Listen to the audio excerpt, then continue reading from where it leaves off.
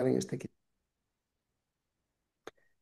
Muy bien, pues muy buenas tardes, noches, queridos amigos. Bienvenidos a este espacio que nace para celebrar la vida. Bienvenidos a este intento de subirnos un poquito a la mesa y bailarle a este momento, al momento presente. Yo no sé qué pensáis vosotros, pero quizás compartáis conmigo que la vida merece ser honrada de esta manera, con alegría, con conciencia, con gratitud. Y hoy tenemos la mejor compañía, Emilio Carrillo, cuya presencia, pues más que, que presentarse, lo que tenemos que hacer es agradecerla. Por eso le doy gracias a esa bella alma que se disfraza de Emilio en un caballero andante andaluz, con un trato amable y con una mirada sincera.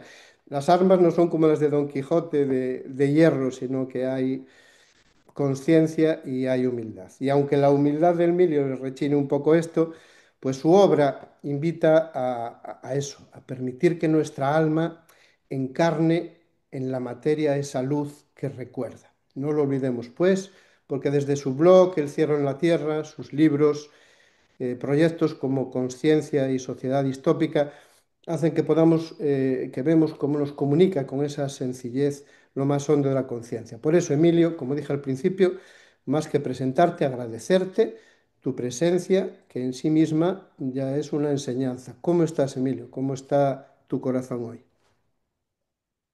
Pues contento de compartir contigo, Juan Luis, de compartir con tu canal, de todas las personas que lo siguen y también con una actitud de agradecimiento. Agradecimiento en este caso a ti por contar conmigo para poder mantener esta charla, este diálogo, donde vamos a intentar poner semillas de conciencia con humildad y eso sí, esperemos los dos que con fundamento. Pues hagamos ese brindis a nuestra alma, que ella nos ayude. Mira, en nuestra primera charla, Emilio, abordamos pues, la tecnología de la conciencia aplicada a la salud. Eso es lo que intentábamos hacer hoy también. Entonces recordábamos o recordamos que esa tecnología ya está hoy disponible en la kinesiología que yo practico a diario y que nos ayuda, por ejemplo, a hacer consciente lo inconsciente y a reconocer, como tú decías, que todo está en flujo, personas, animales, naturaleza unidos por algo que es el amor. Hablamos también de cómo la visión trascendente de la vida sostiene la salud y que esa ausencia de visión es una enfermedad, pues nos encadena a la materia y nos priva de la energía y el equilibrio que tendríamos de otro modo. Nos recordabas que la vida tiene un sentido y que cuando lo olvidamos quedamos atrapados en esa falsa libertad, como zombies, decías expresamente, esclavos de implantes mentales y sociales. El camino de salida, pues disolverse en ese propósito profundo que nos trae el Dharma. Compartiste que para tomar buenas decisiones, también en la salud, necesitábamos discernimiento, esa sabiduría que no nace del personaje, pero que precisa de la visión trascendente, de la sed de verdad y de la sencillez humilde. Y es lo que lo convierte en transparente, permitiendo el paso de esa luz que es la luz del alma, ¿no? Y finalmente, para rematar esto y empezar la pregunta, resonó que algo que ambos sentíamos en ese momento, que un ser humano verdaderamente sano es aquel que cada vez que hace este viaje de la cabeza al corazón y que cada vez piensa más con el corazón. ¿Te parece un buen punto de partida? ¿Añadirías algo a este resumen para impulsar hoy esta charla? Me parece un punto de partida excelente y además eh, es muy adecuado que hayas recordado para las personas que a lo mejor otros vídeos que hemos compartido no han tenido ocasión hasta ahora de acercarse a ellos, de que tanto en tu canal como en el mío lo tienen disponible en cuanto a que venimos haciendo un recorrido con ese telón de fondo que son las tecnologías de la conciencia, que no son las tecnologías de la materia a la que esta sociedad está encadenada y del único que habla, sino que hay unas tecnologías de la conciencia que, como tú muy bien has dicho, están ahí para ser utilizadas ya, abriendo en nosotros espacios, tanto personales como colectivos, que tienen que ver con esa nueva humanidad, que como nuevo ciclo humano llegará cuando corresponda, pero que ya podemos ir anunciando y convocando a través de nuestra conciencia en espacios personales y en espacios colectivos. Pues vamos a por ello, vamos por algo muy bonito que es el amor. En nuestra anterior charla comentamos que esa tecnología de la conciencia, como bien dices ahora mismo también, no es algo lejano. Podemos experimentarlo con la kine, una práctica que nos recuerda que no somos un flujo aislado, sino un flujo vivo que nos enlaza con los demás, con la naturaleza, realmente con toda la creación. Y tú Mm. decías, ese flujo, Juan, se activa desde la conciencia y eso significa desde el amor. Quiero detenerme contigo, Emilio, precisamente en esa palabra que nos atraviesa a todos, el amor, esa puerta por la que se reconoce lo vivo. Para mí el amor realmente no es un sentimiento humano más que en una versión muy baja de energía, ni una emoción pasajera. El cuento que me cuento a mí mismo, Emilio, para tratar de entender un poco esa realidad, es el siguiente. El amor es un campo relacional, un espacio invisible en el que todo se atrae, se encuentra, se transforma, personas, animales que veo todos los días, moléculas, planetas, galaxias. El amor no está en mí ni en ti necesariamente, surge entre nosotros. Es ese ahí, ese entre, ese útero donde nace esa resonancia compartida.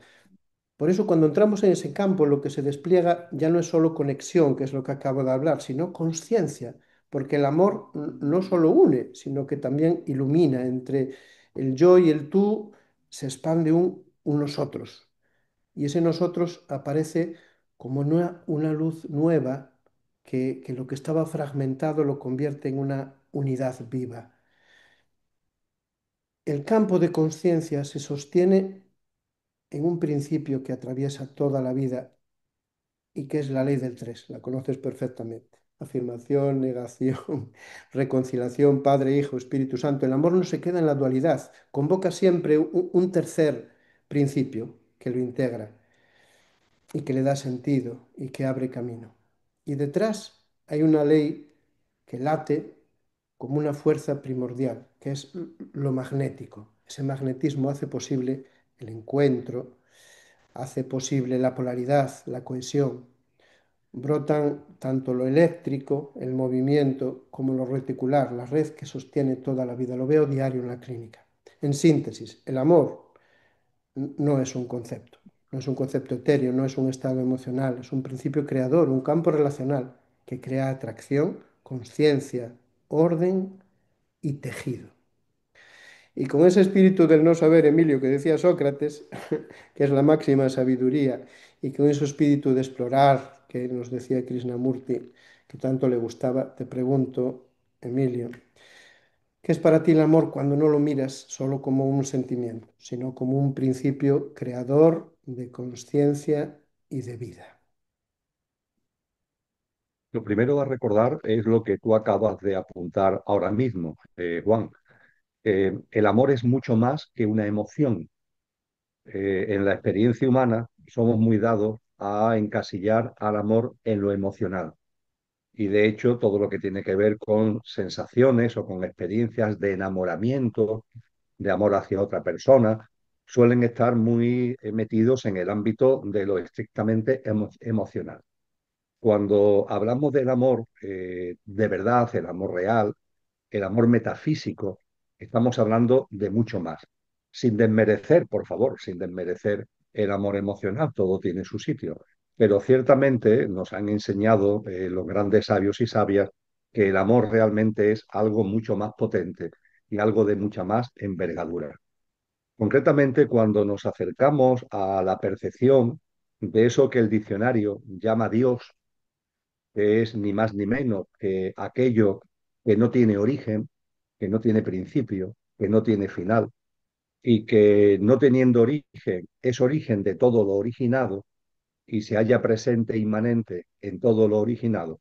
Cuando nos acercamos, cuando vislumbramos la naturaleza de esa divinidad, la naturaleza de ese aquello que no tiene origen, podemos percibir, y también nos lo han enseñado, que su naturaleza es amor, amor. Si de alguna forma pudiéramos definir con un concepto que quepa en nuestra mente lo que es esa divinidad, es el amor.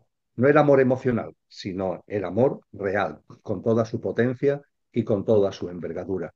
Creo que esto lo hallamos de una forma preciosa en las palabras de Juan, de tu tocayo, de Juan el Evangelista, que en el Nuevo Testamento hay una frase que yo recuerdo mucho en mi día a día, no es algo que recuerde de vez en cuando, sino que forma parte de mi cotidianidad, porque es una frase muy breve, pero enormemente profunda. Dice el evangelista Juan, el amor es Dios. Fíjate la forma de comenzar la frase, el amor es Dios. El que no conoce el amor no conoce a Dios, porque Dios es amor. Fíjate que la frase comienza diciendo el amor es Dios, a continuación hace la reflexión porque el que no conoce el amor no conoce a Dios, porque Dios es amor. Esta unión intrínseca, ineludible de lo divinal y del amor. Con lo que si aquello que no tiene origen es amor, todo lo originado está, tiene la fragancia, contiene el impulso, contiene la esencia del amor. Eso ha llevado a que grandes figuras, como por ejemplo Agustín de Hipona, hablara de que el cosmos tiene un orden, eso lo han dicho todos los grandes maestros y maestras, no le gusta hablar de universo, sino de cosmos, porque hay un orden, porque hay unos principios, porque hay unos ciclos, hay un orden. Y Agustín de Hipona decía que ese orden es el orden del amor, el ordo amoris.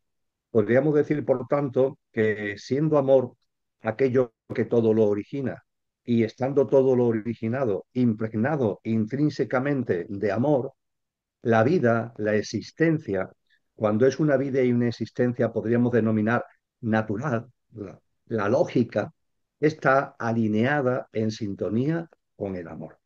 Y el sentido de la vida, el sentido, el Tao, que llaman los orientales, al tener todo un mismo origen, todo tiene un mismo impulso, todo tiene un mismo principio primordial, es el concepto oriental de Tao, podríamos decir que ese Tao, ese sentido, ese destino a su vez también del cosmos, de la vida y de la existencia, es amor. Y finalmente creo que es importante, además de situar en su auténtica envergadura lo que es el amor, el no olvidar lo que tú has compartido. Porque señalando que la propia divinidad es amor, que todo lo originado está impregnado por el amor, que todo lo originado tiene un sentido, tiene un camino que también está marcado por el amor, etcétera, etcétera, cuando todo esto lo tenemos ahí y son cosas que deberíamos reflexionar con frecuencia, eh, hay que complementarlo con lo que tú ya has dicho. Podremos definir de alguna forma muy concreta el amor, porque claro, hablando del amor de la manera que aquí estamos compartiendo, es algo inmenso, ¿no? Que incluso puede parecer difícil de definir, ¿no? De concretar. Bien, ciertamente no es sencillo, pero aquí tenemos también las aportaciones de los grandes maestros y maestras que nos han enseñado a percibir, además de que lo podemos percibir nosotros mismos, por supuesto, pero nos han enseñado, nos han apoyado en la percepción de lo que es el amor. Y el amor es todo lo que une, lo que separa, lo que divide, lo que fragmenta, lo que rompe, lo que aleja, es lo contrario del amor. Y el amor es todo lo que une. En un autor que me ha aportado mucho porque atesoró grandes conocimientos científicos y espirituales, se llama Taimi, de apellido Ika Taimi, un gran personaje que vivió en la India fundamentalmente el pasado siglo XX y que además de su gran espiritualidad lo complementó con su condición de catedrático en una universidad de la India de física y de química. Él, en el intento de acercamiento a una definición concreta de amor, él dice, más que una definición, vamos a poner un ejemplo para entender lo que es el amor. Dice, coger una goma, y extenderla con las manos. Se coge la goma, una goma de un cierto grosor, y la extendemos en la mano. Debido a nuestra fuerza, pues efectivamente vamos alejando, ¿no? Los extremos de la goma, vamos extendiendo la goma. Y nos dice Taimi, vamos extendiendo la goma, efectivamente, pero en los dedos de las dos manos, sentimos una fuerza que tira hacia adentro, ¿verdad? Debido a nuestra fuerza física vamos estirando la goma, pero a su vez aquí en los dedos sentimos que hay una fuerza que tira hacia adentro. Dice, pues esa fuerza que tira hacia adentro es el amor. El amor es siempre lo que une, el amor es siempre lo que, claro, a través de la unión ya no solamente es unión, conlleva compasión, conlleva empatía, conlleva solidaridad, conlleva cooperación, conlleva una mirada limpia a la hora de mirar la vida entera como algo que debe ser reverenciado porque hay una conexión directa de mí mismo con esa vida y de esa vida conmigo, ¿no? Y cuando un ser humano, estas son palabras de Albert Schweitzer, ¿no?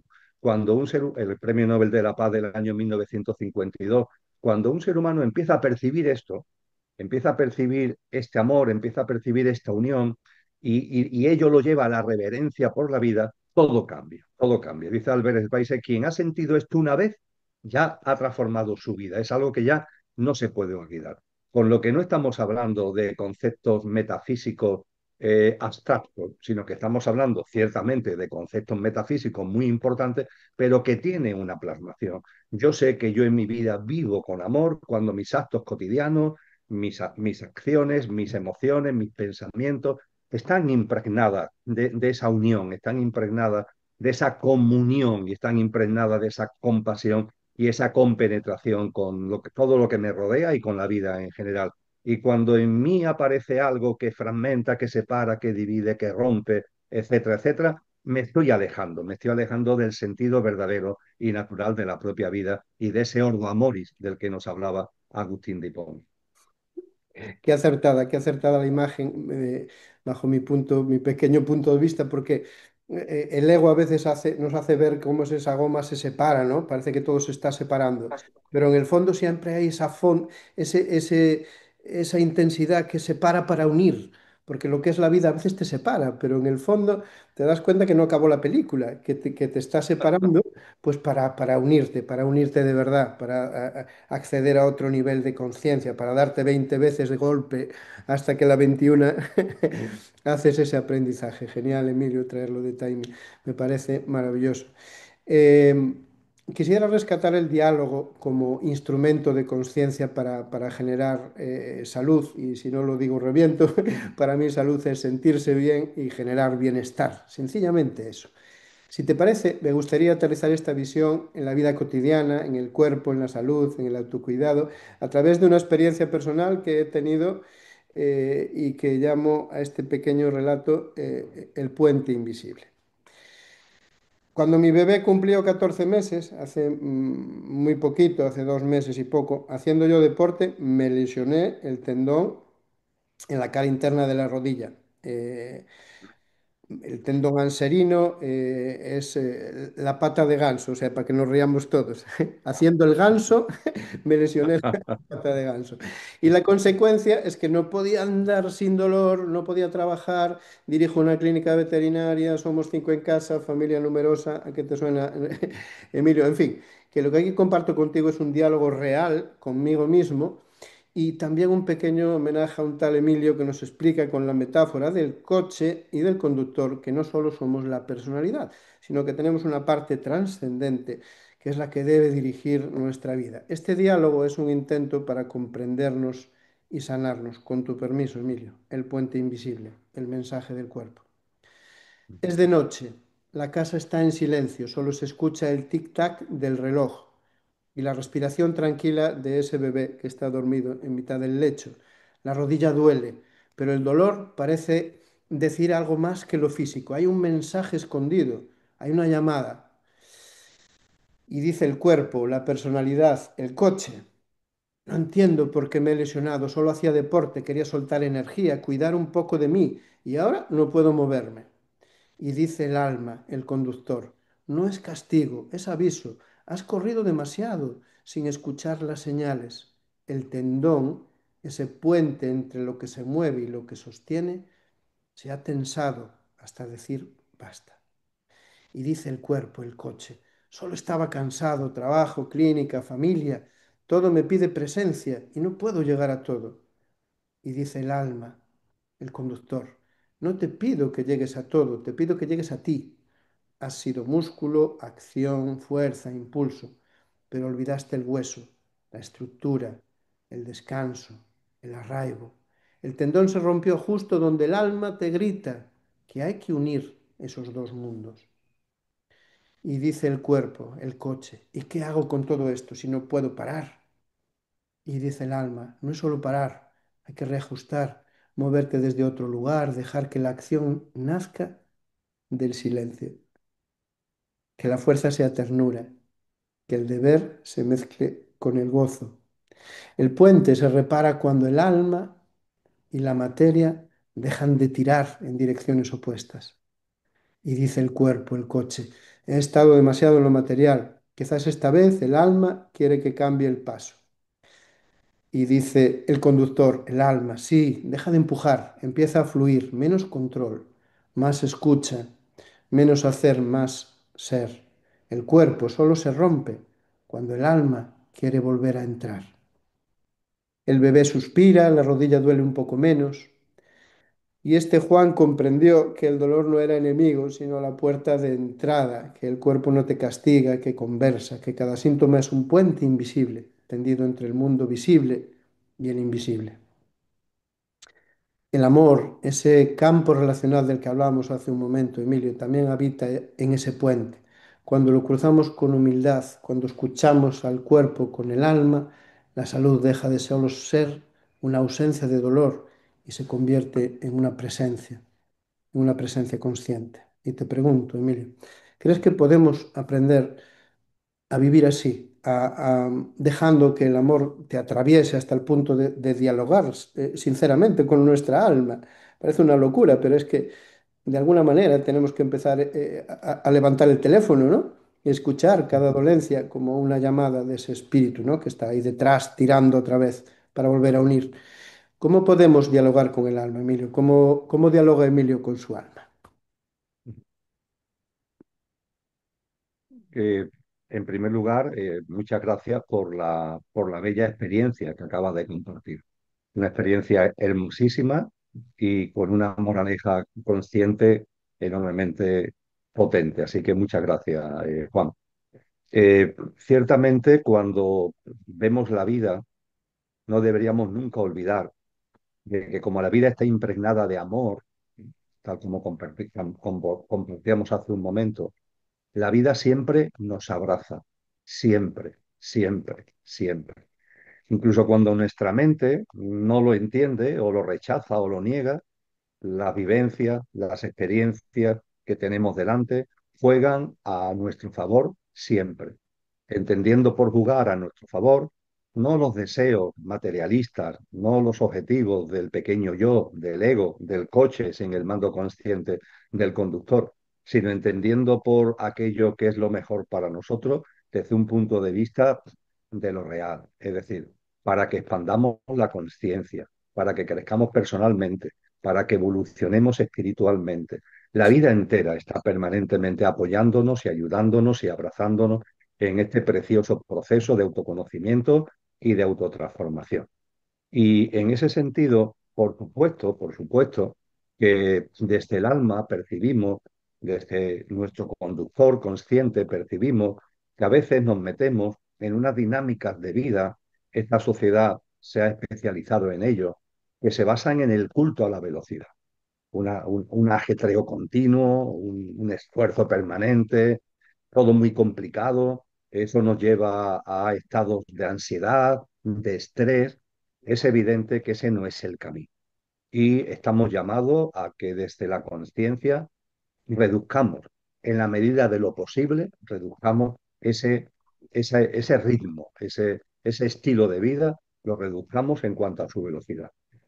Y unido a ello, es crucial lo que tú acabas de apuntar, que lo que llevemos a cabo, porque no se trata de estar aquí parado con los brazos cruzados, lo que llevemos a cabo, lo llevemos a cabo desde el amor. Y fíjate que volvemos otra vez al amor, porque la preciosa experiencia que tú has tenido, la generosidad de compartir, lo tenemos que ligar al amor. La moraleja que tú has compartido, lo debemos ligar al amor. Ten en cuenta que cuando Cristo Jesús habla de la fe, en algunas ocasiones Tenemos que irnos al texto original del Nuevo Testamento, escrito en griego antiguo, en griego koiné. En algunas ocasiones el término que se utiliza es el término pistis, pistis.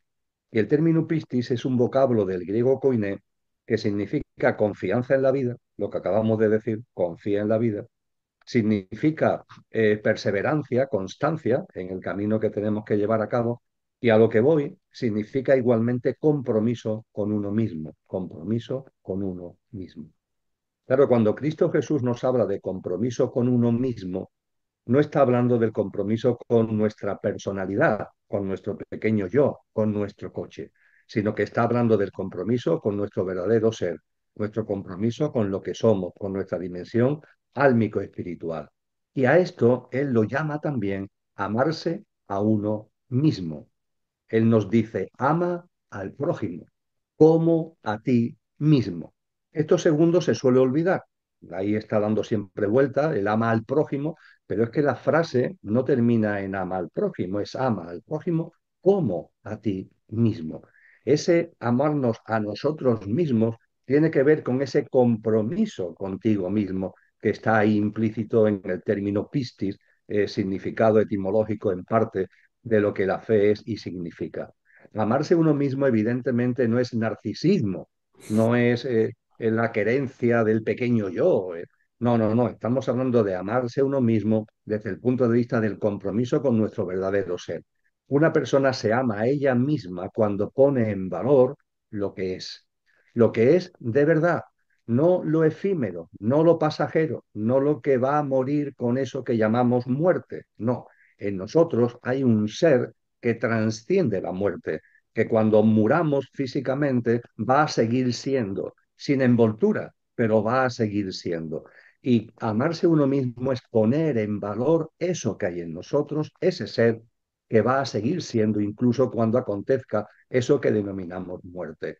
Y eso es lo que tenemos que poner en valor, Juan. Y cuando acometemos nuestro día a día, pero nuestras cosas de instante en instante, las que llamamos importantes y las que llamamos menos importantes, deben estar impregnadas desde la presencia del ser. Y si están impregnadas desde la presencia del ser, están impregnadas de amor. Y si están impregnadas de amor, están impregnadas de la presencia del ser. Yo diría que en un lenguaje contemporáneo podríamos decir que nuestra vida esté presidida por una alta vibración, que nuestros actos, nuestros comportamientos, nuestros hábitos, nuestras acciones, nuestras emociones, nuestras actitudes ante el día a día tengan siempre una vibración alta. Si esa vibración alta está, significa que lo que somos se está haciendo presente. Significa que nos estamos amando a nosotros mismos, porque estamos poniendo en valor nuestro verdadero ser, y al amarnos a nosotros mismos de la manera que estoy ahora brevemente resumiendo, es cuando podemos amar al prójimo.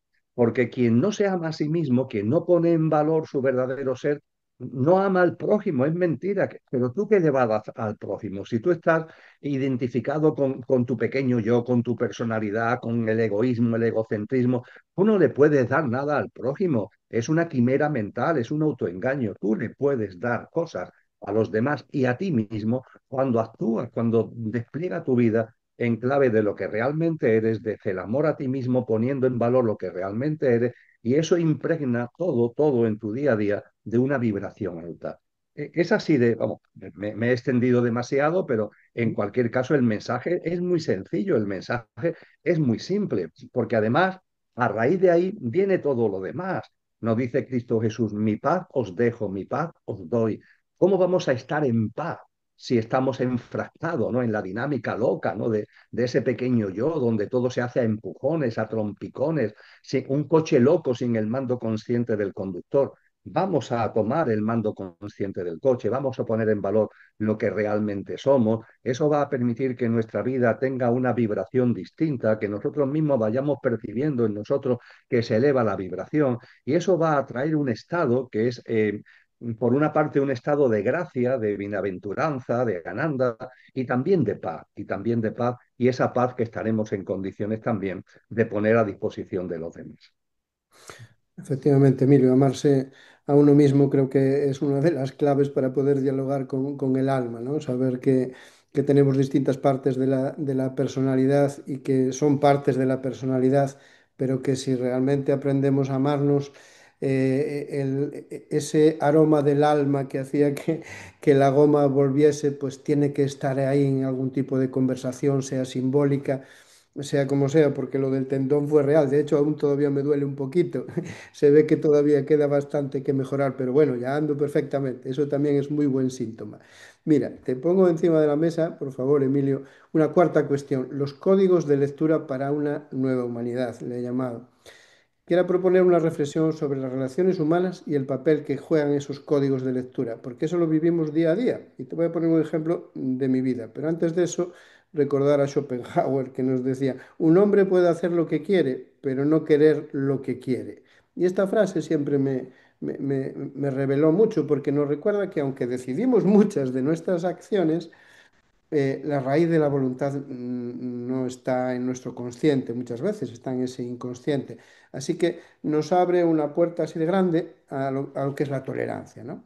Entonces, si lo pensamos un poquito bien, lo importante no es tanto la realidad en sí, sino cómo la interpretamos, cómo la vemos. Y cada uno lo ve según su lenguaje interior, creencias, memorias, heridas, emociones. Vemos el mundo a través de códigos con los que lo leemos. Y a veces me pregunto si podríamos crear un lenguaje común, una especie de esperanto que vaya más allá del intelecto, ¿vale? Y que sea un lenguaje del alma, porque incluso hablando el mismo idioma, pues no siempre nos entendemos. Una banqueta, aquí hay muchas, pues aquí es una silla para sentarse, pero digo, en México pues es una acera, ¿no? Por ejemplo. Pero es más profundo el malentendido, no es lingüístico, realmente creo que es emocional, Emilio. Un ejemplo sencillo, casero. Me gustan los ejemplos de casa, así que voy a tener un ejemplo de mi mujer y yo, espero que no ande por ahí. Porque los dos hablamos castellano y aún así no siempre nos entendemos, Emilio, no siempre nos entendemos. ¿Y por qué? Mira, te cuento la anécdota de hace meses, que yo me quería ir de vacaciones porque estaba en la clínica que ya no podía más, saturado. A veces me voy de vacaciones, a veces estropeo un tendón, Emilio, eso es. Pero le dije, mira, Inma se llama así, es un ser maravilloso. Necesito que nos vayamos de vacaciones. Estoy agotado. Pero si te parece precipitado, porque tenemos tres niños, hacer maletas o no sé qué, lo posponemos. Pero si no, el lunes de la semana que viene, estábamos a jueves, nos tenemos que ir. Bueno, ella pasó unos días distante, o sea, había frío. Yo no entendía por qué, porque no enfermé esos días de estrés de milagro. Aquí estamos hablando de salud también, ¿no? Y me repetía a mí mismo, pero si se lo dije, le dije que sí, joder, que si era muy precipitado, pues que lo posponíamos. Claro, se lo dije, pero se lo dije desde la cabeza, no se lo dije realmente desde el corazón, ¿no? Y entonces ahí volví a comprender que uno de los dramas de nuestras relaciones es creer que hablamos el mismo idioma, cuando en realidad usamos códigos de lectura y de interpretación distintos. Y ahora te pregunto, Emilio, por no hacerlo más largo. Podemos aprender a escucharnos más allá de las palabras, desde ese lenguaje común que nace del alma, de lo que llevamos hablando todo el rato, ¿no? Es posible construir unas relaciones verdaderamente humanas y sanas cuando nos aprendamos a comunicar desde el corazón. ¿Qué es lo que nos falta a veces? ¿Nos falta empatía? ¿Nos falta compasión? ¿Qué nos falta? ¿O qué nos sobra, Emilio? Pues te vuelvo a agradecer lo que es tu compartir de una experiencia tan directa, tan personal, muy gráfica, porque nos pasa a todos, en distintos contextos. Yo creo que no, cuando tú hablabas, ya no solamente yo, sino todas las personas que vean este vídeo se van a identificar contigo de una manera o de otra, en un contexto o en otro, pero nos identificamos contigo. Ciertamente, Juan, si fuéramos por la vida manteniendo esa frecuencia vibracional alta en nuestras actitudes, nuestras acciones, nuestros pensamientos, nuestras emociones, eso haría saltar por los aires esos códigos que están ahí y que son códigos que se mueven en el ámbito del inconsciente, pero que repercuten en nuestra vida real. El inconsciente tanto personal como el inconsciente colectivo. Eso está ahí, el inconsciente está ahí. El inconsciente está ahí porque nosotros mismos, con relación a nosotros, no terminamos de avanzar de verdad en la conciencia, pero también está porque hay unos intereses creados que favorecen, manipulan, fomentan el inconsciente colectivo con una serie, a mí me gusta llamarlo de implantes, son como implantes, ideas que hacemos nuestras creyendo que son nuestras cuando no son nuestras, son sobrevenidas, vienen de fuera y hacen creer que son naturales cuando no lo son impuestas. Y en ese contexto, cuando nos comunicamos, entre otras muchas cosas, pues se producen muchas distorsiones, muchas tergiversaciones y muchos equívocos, precisamente por ese protagonismo del inconsciente, que finalmente incluso hace que algo que es A, una persona lo vea como A, otro lo vea como B y otro lo vea como C, en función de cómo a cada uno le afecta su propio inconsciente personal y su inconsciente colectivo. La forma de saltar esta barrera es una toma de conciencia para procurar que en nuestro día a día esa alta vibración procedente de nuestro verdadero ser e impregnada de amor esté presente. eh, no es lo mismo decir una palabra que decir una palabra consciente, procurando que aunque la palabra sea la misma, tenga esa vibración más alta. Y eso está en nuestro poder. Eso no es algo que tengamos que pedirle a nadie. Eso está en nosotros. Está en mi poder, está en mi capacidad, el que cuando yo me comunico contigo, cuando me comunico con otras personas, cuando te comunicas con tu pareja, está en nosotros la posibilidad de que las palabras no sean solamente palabras que salen, sino que sean palabras que salen de nuestra boca, de nuestras cuerdas vocales, pero con una gradación vibracional donde el alma está presente. Eh, Cuando nosotros vamos en el coche, conduciendo nuestro coche ordinario, el coche va a izquierda, el coche va a derecha, ¿verdad? El coche frena, el coche acelera, pero hay una conciencia. Soy yo el que estoy girando el coche a la derecha, a la izquierda, frenando, acelerando. Soy yo. Bueno, pues en nuestra vida debería pasar lo mismo. Si no se trata de estar ahí siempre como en una misma dirección, no, no, sí. La vida es izquierda, derecha, adelante, atrás, freno, acelero. Eso es la vida. Pero que lo haga yo, que sea mi presencia. Y esa presencia es lo que, vuelvo a decir, podemos resumir con esta breve expresión de una frecuencia vibracional más elevada. Y también ser consciente de que cuando esa frecuencia vibracional más elevada está, incluso trasciende las palabras. Es decir, el hecho de que las cosas que digamos estén llenas de esa mayor frecuencia vibratoria, la importancia que eso tiene se pone de manifiesto en que podemos desplegar esa frecuencia vibratoria que llegue al otro sin palabras, sin palabras, sin necesidad de utilizar palabras. Esto se percibe muy claramente cuando a un grupo de personas hacemos algo tan simple como una práctica de silencio, es decir, varias personas nos sentamos, cerramos los ojos, estamos callados, nos sentamos en una postura sostenible, con la espalda a ser posible recta y respiramos conscientemente. Inspiramos y expiramos con conciencia. Eso nos va metiendo en un estado de mayor sosiego, de mayor serenidad y en ese momento con los ojos cerrados podemos recordar que estamos con otras personas, ¿verdad?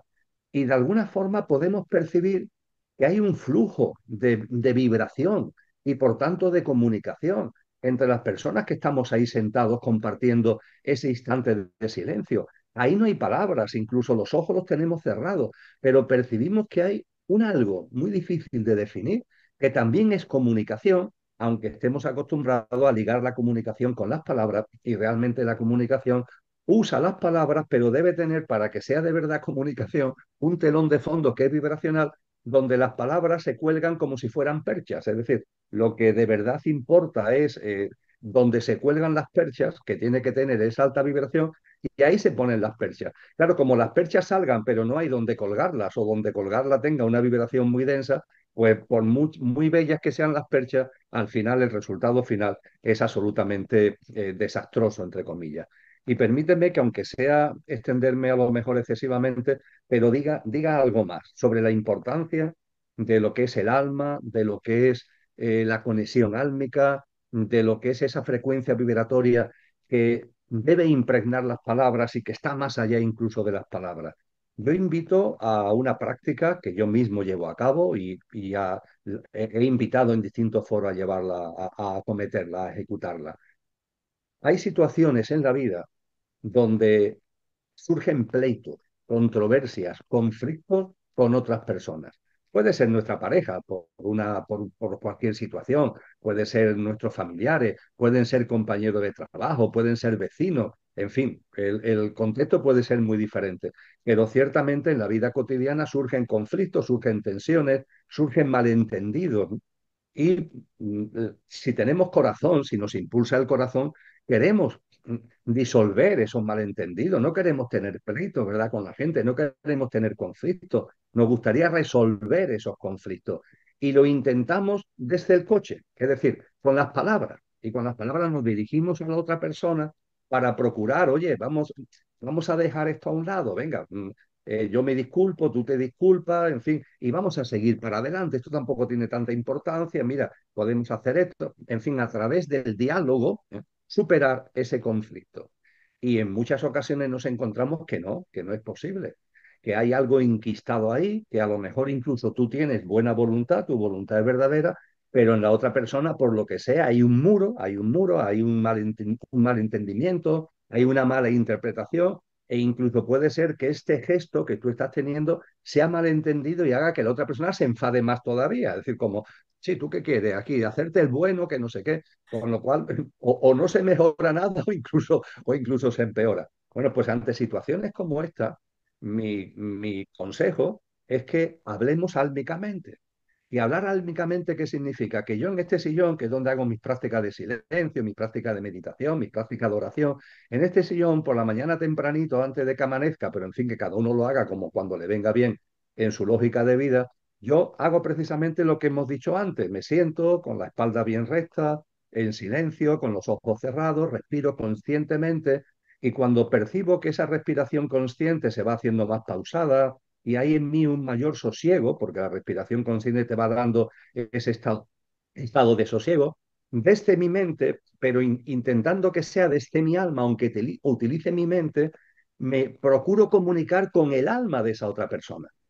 Es decir, no coche a coche, sino conductor a conductor. Mi coche está aquí sentado, el coche de la otra persona está donde esté, pero yo aquí sentado tengo la capacidad, tengo la posibilidad que desde mi alma le lance a la otra alma ese deseo de superar el conflicto, ese deseo de llegar a acuerdos, ese deseo de dejar atrás malentendidos, y como de coche a coche no ha sido posible, lo procuro de alma a alma.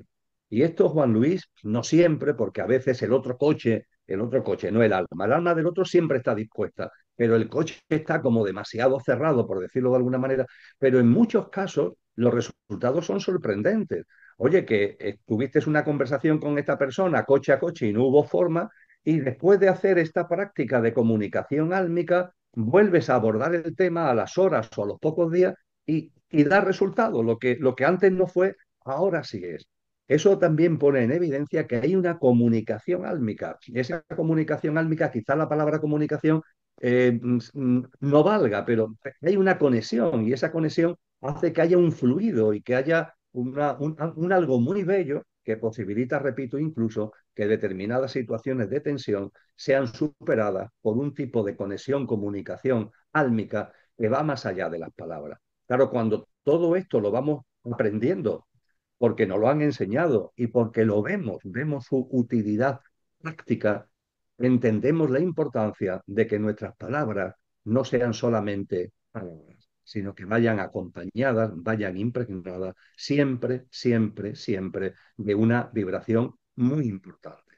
Vamos aprendiendo el poder de la palabra y el impacto que tiene cuando en nuestra inconsciencia la llenamos de baja vibración o cuando en nuestra conciencia le damos una vibración más alta. La palabra es la misma, pero el entendimiento y la comprensión, ya no solamente mía, que soy el que lo expresa, sino del que lo recibe, es totalmente distinta. Esto también tiene que ver con las tecnologías de la conciencia. Las tecnologías de la materia nos dan mucha comunicación material, mucha comunicación de palabras sin pararse en la frecuencia vibratoria de la palabra. Eso no se computa en las tecnologías de la materia, de las telecomunicaciones, etcétera, etcétera. La conciencia nos enseña a que hay algo de un enorme valor, que es esa comunicación, que es inalámbrica porque el alma no necesita cable ni necesita artefacto para llevar a cabo el contacto y que, sin embargo, con esa vibración alta lleva las cosas por unos derroteros que de la otra manera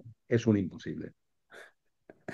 Muchas gracias, Emilio. Mira, lo constato porque aquí tenemos un grupo de meditación, lo tengo un espacio en la clínica para él. De hecho, los jueves, ahora cuando acabemos tú y yo la charla, más tarde, pues entrará el grupo y claro, todos venimos de nuestro día.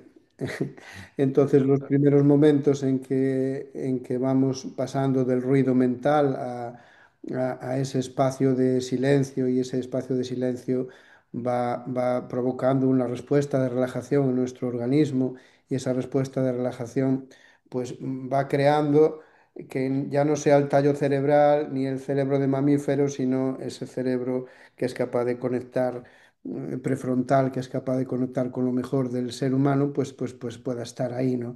Y entonces la comunicación, efectivamente, con los ojos cerrados existe porque lo constatamos al final cuando cada uno mm, revela un poco la experiencia que ha tenido. También es muy importante porque yo cuando hablé con mi alma, pues obviamente no encontré el número en la guía telefónica, sino que hice algo parecido, una especie de meditación y a través del inconsciente, porque es que Schopenhauer creo que tenía razón. Podemos querer muchas cosas, pero no sabemos de lo que queremos. ¿Por qué mi mujer reaccionó de esa manera? ¿Qué habría en su inconsciente? Un millón de cosas que nunca vas a poder, pues a lo mejor captar con la mente pequeña, con el coche, pero sí que puedes abrir esa puerta grande a la tolerancia, por un lado, y sí que puedes hacer esa comunicación álmica cuando entras en un estado vibracional alto. Y eso es lo que quiero diseccionar ahora en esta quinta cuestión, si tú me lo permites, Emilio. La tríade espiritual y los códigos de lectura del ser. Hablábamos de que existe un lenguaje más profundo que trasciende el intelecto y que nos conecta con esa naturaleza real del ser humano. Acabamos de hablarlo ahora mismo, ¿no? Y ese obedece a una ley que atraviesa toda la vida, que es la ley del tres. Y esa expresión pues se concreta en el ser humano en muchos niveles. Digamos que en tres niveles fundamentalmente, porque al ser la ley del tres, si te digo 4 horas, pues no cuadraría mucho, efectivamente. Entonces el primero lo tenemos en la cabecita y es el polo neurosensorial, ¿no? Es lo que se manifiesta en el cuerpo físico, digo, por no irnos por allá por Marte, aquí está, ¿no? Y en este polo neurosensorial, pues representa el plan, la dirección, la voluntad superior. En el ámbito espiritual que tú compartes muchas veces, pues sería ese asma, ¿no? Ese principio que contiene el propósito, digamos que es la intención, por un lado, ¿no? Bajándolo a lo humano de todos los días. Y lo segundo de esa tríada espiritual que podemos atraer aquí ahora bueno, pues para ponerlo encima de la mesa a bailar, es el polo rítmico o magnético, desde el abdomen al corazón, ese pecho que mantiene equilibrio, ese diafragma que mantiene el equilibrio entre lo de arriba y lo de abajo, y representa el alma, representa Buddhi, el amor sabiduría, no ese amor ciego que no ve más que aquí, sino el que está iluminado, que es que si no hay un poco de iluminación, pues lo que hay es supporters, no hay otra cosa, ¿no? Entonces, cuando vibra en una frecuencia pura es ese amor universal, integral, del que hablábamos tú y yo antes, ¿no? El que sabe que todos somos uno y por lo tanto, pues te deja que te separes, pero después tiene ese pozo que me encanta, es que ya no voy a poder ver otra cosa en el amor más que esa goma volviéndose para adentro, ¿no? Y el tercero es el polo de actividad o de inteligencia activa, ¿no? Se expresa en las extremidades, en el centro, en ese Dantien que decían los chinos, ¿no? Y es el campo de manas, de la mente activa, de la energía que convierte un propósito en acción. Ya tenemos estos tres para jugar, el espíritu, el alma y el cuerpo de nuevo.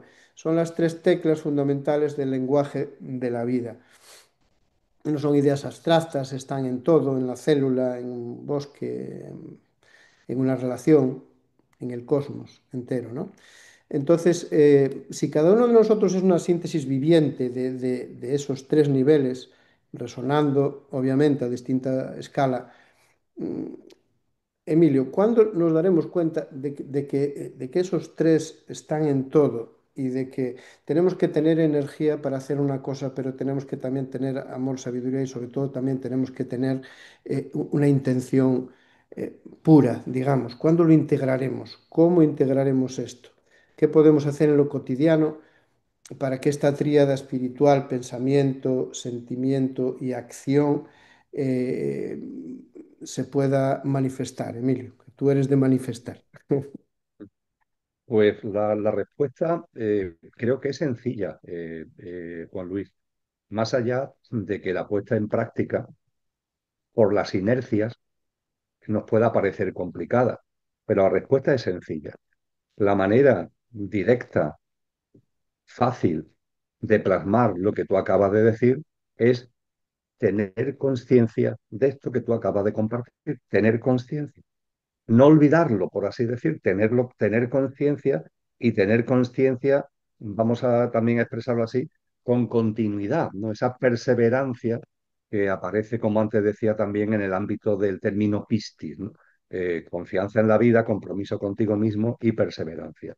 La toma de conciencia y la perseverancia en la toma de conciencia. Y podríamos decir que eso debe complementarse no con el juicio, pero sí con la autoobservación. Es decir, lo que tú acabas de expresar, con las palabras que cada uno quiera resumirlo, tomar conciencia. Esa conciencia, procurar que se mantenga y, en paralelo, autoobservarnos para percibir si de verdad esa conciencia está en nuestra vida o, por las propias circunstancias de la vida, nos apartamos de ella. Para eso sirve la observación.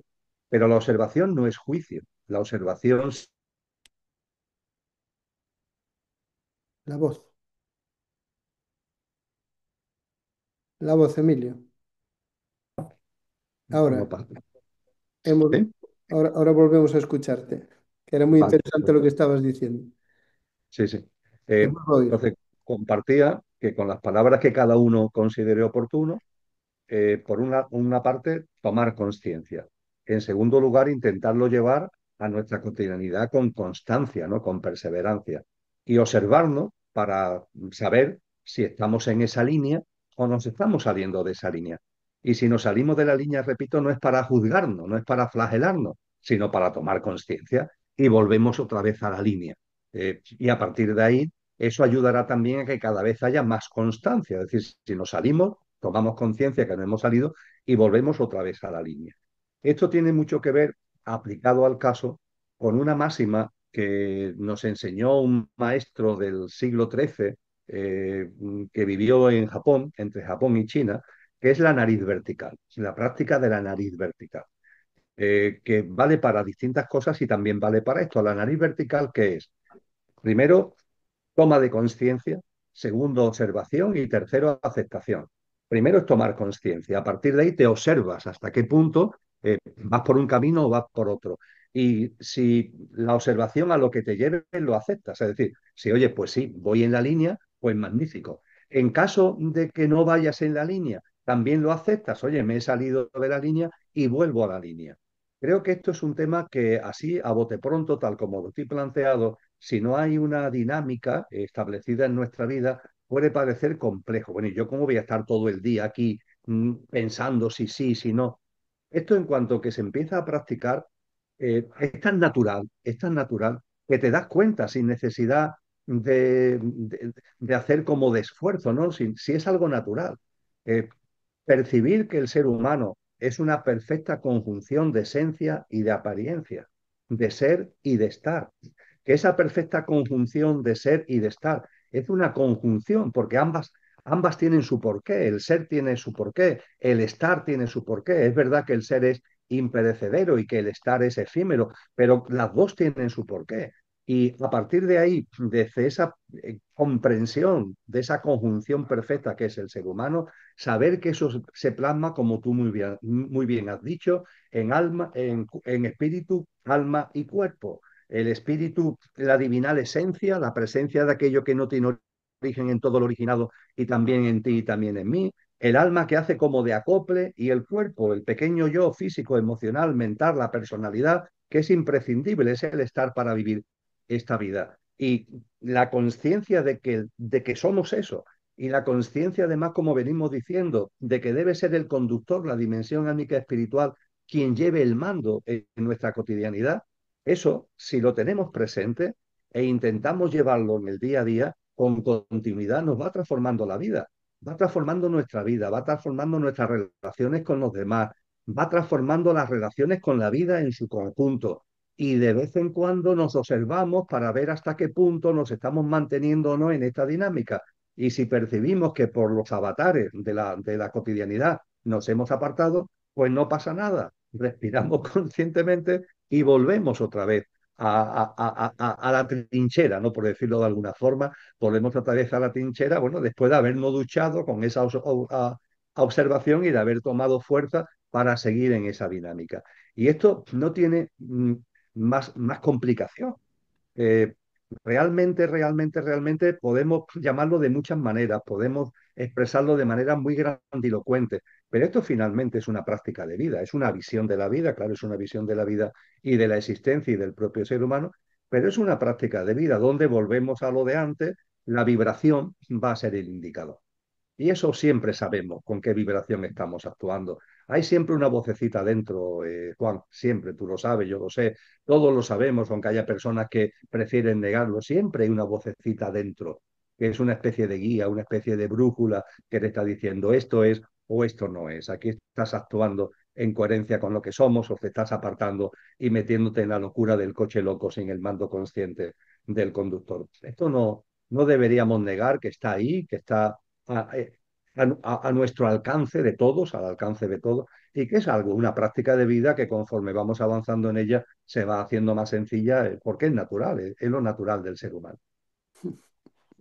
Sí, la verdad es que abordar los temas, somos animales de costumbre, quizás por eso me he hecho yo veterinario y por eso debemos de adoptar la costumbre de ser, como decía una maestra mía, watchman, vigilante de uno mismo y tener también la conciencia de que hay todos esos tres niveles, ¿no? Yo no puedo hacer nada si no tengo energía, debo de conservarla, dormir, alimentarme para tener salud, que también hablamos de eso.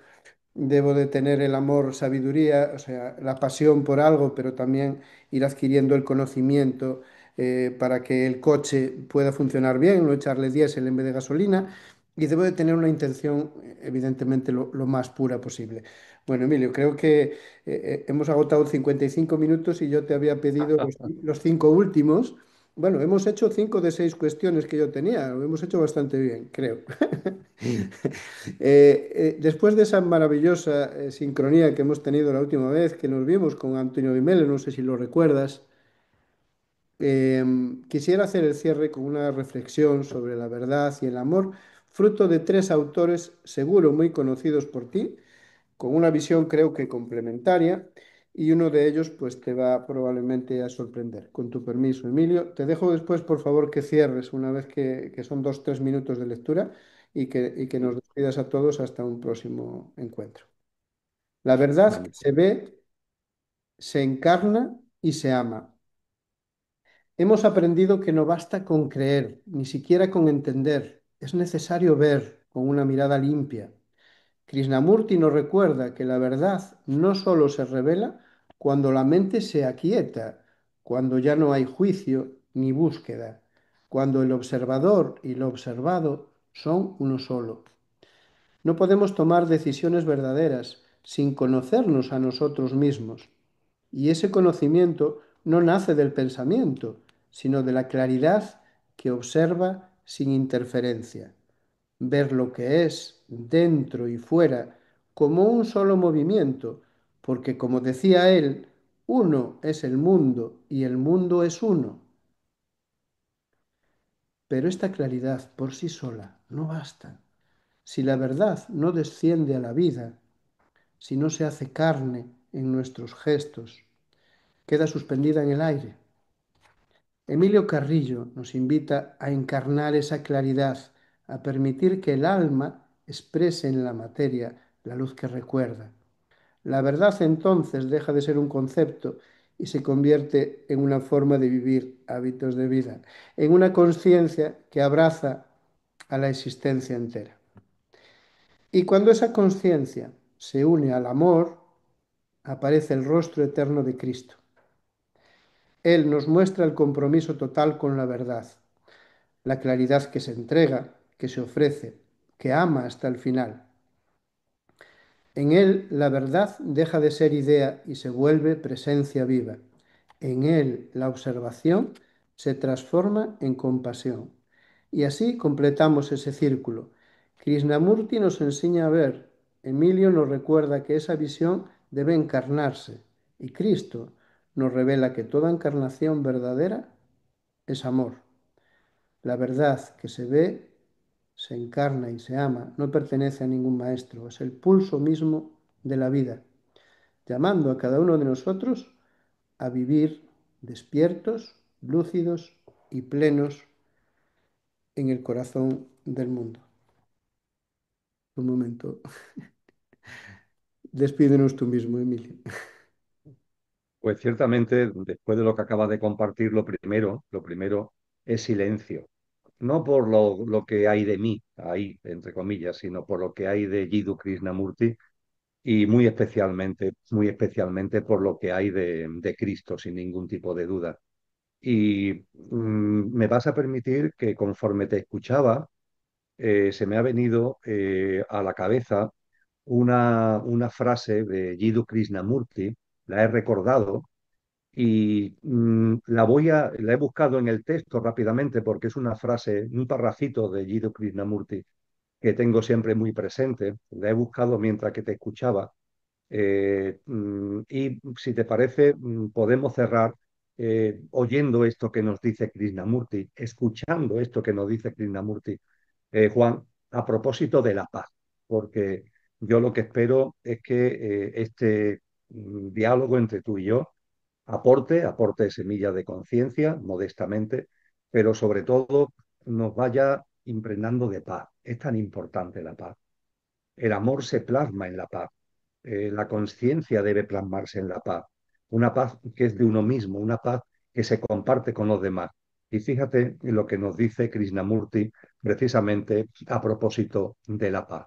Concretamente lo tomo de una obra suya que se llama La libertad primera y última. La libertad primera y última. Y nos dice Krishnamurti, discutiremos sobre la paz, proyectaremos leyes, crearemos nuevas ligas, las Naciones Unidas y lo demás, pero no lograremos la paz porque no queremos renunciar a nuestra posición, a nuestra autoridad, a nuestros dineros, a nuestras propiedades, a nuestra estúpida vida. Confiar en los demás es absolutamente vano porque los demás no nos traerán la paz. Ningún dirigente, ningún gobierno, ningún ejército, ninguna patria va a darnos la paz. Lo que traerá la paz es la transformación interna que conduce a la acción externa. Y la transformación interna no es aislamiento, no consiste en retirarse de la acción externa. Por el contrario, solo puede haber acción verdadera cuando hay verdadero pensar y no hay verdadero pensar cuando no hay el conocimiento propio. Si no os conocéis a vosotros mismos, no hay paz. Es una llamada inmensa a esa comprensión de lo que tú muy bien has definido con estos tres niveles que finalmente son uno y esa comprensión inmensa de llevarla a una práctica de vida donde andemos de otra manera. Creo que ha llegado el momento, creo que ha llegado el momento de que ante un mundo que va por donde va y va hacia donde va, tomemos conciencia de que ese mundo no es el nuestro y que debemos, sí, convivir con él. ¿Qué vamos a hacer? Hay que convivir con él. Pero tenemos la posibilidad real de ir viviendo de una manera distinta, sin sus paradigmas, sin su sistema de creencias, si las locuras suyas, que resumen muy bien Krishnamurti, ¿no? En este párrafo. Así que espero que con mucha, mucha humildad nuestro diálogo, que ha sido un diálogo que bello, creo que objetivamente ha sido bello y desde luego ha sido sincero, además con tus expresiones de experiencias tan directas, ¿no? De tu día a día, que te vuelvo a agradecer de corazón, que contribuya a eso, contribuya a que vayamos abriendo espacios nuevos en lo personal y en lo colectivo, que sean anuncio de esa nueva humanidad, no de este viejo mundo caduco, sino anuncio de esa nueva humanidad que llegará como tal cuando corresponda por los cambios de ciclo que se dan en la existencia y en la vida, pero que estamos ya llamados a traerlo a nuestro día a día desde la conciencia. Es la nueva humanidad que ya late en el corazón de tantas personas, que late y brilla en nuestras almas y que es el momento, es el momento. Ese momento ya ha llegado y yo te agradezco que con tu canal y con tus aportaciones contribuyas a ir abriendo conciencia de que este es el momento y a vivir la vida como realmente debe ser vivida, no como un acto de supervivencia, que es lo que nos enseña este sistema, sino a vivir la vida como la vida se merece, con plenitud y con paz. Pues no se me ocurre otra cosa que un alma abrazo, Emilio, gracias de corazón a ti y a todos los que escuchen esta entrevista dentro de unos días y nos vemos pronto en el corazón. Muchas gracias.